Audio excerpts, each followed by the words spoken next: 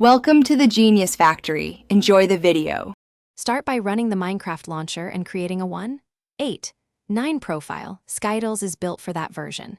Next, download and install a compatible Forge release for 1.8.9, then run Minecraft once on Forge to generate the mods folder. Backup your Minecraft directory, including saves and config files, before adding new mods.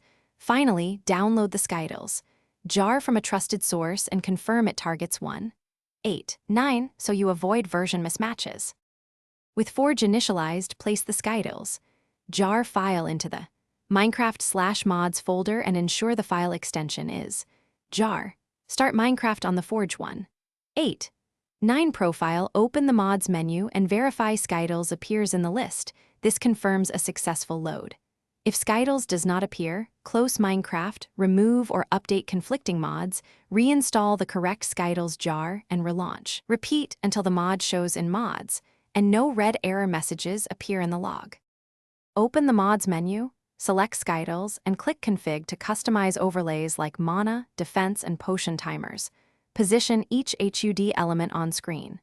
If you want server-linked features, paste your Hypixel API key into the API field in Settings. This unlocks additional tracking and statistics.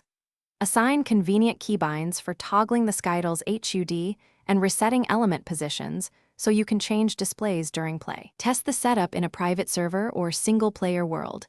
Then tweak opacity. Thanks for watching. If you found this helpful, don't forget to like and subscribe.